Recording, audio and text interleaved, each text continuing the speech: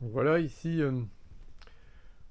toute cette partie intérieure est terminée pour la pose de la laine de roche. Et comme vous voyez, on a réutilisé de la semelle pour récupérer sur des montants de 3 mètres les deux morceaux qu'on avait. Parce qu'on a des hauteurs ici beaucoup plus faibles, hein. On a pratiquement 1,50 m.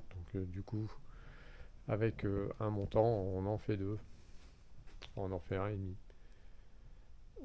Voilà. Et autre petite particularité, voilà ici en haut, on a fixé une semelle dans, dans la partie charpente et on a rajouté des éclisses pour bien les maintenir en haut. Parce qu'effectivement, le rail du haut, on a rajouté quelques petits morceaux de bois pour le fixer, mais pour être vraiment sûr d'être bien fixé, on remet un petit bout de montant, de fourrure là, qui vient dedans.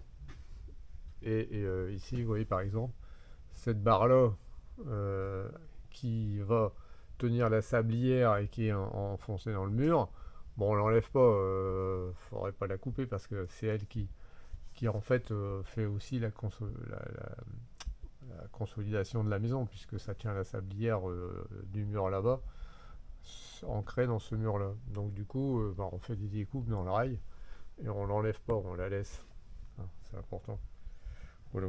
Donc ici, vous voyez, c'est ce que je vous disais, j'avais fait une semelle, quand j'ai fait ma trémie, voilà, j'ai mis deux bastins le long du mur.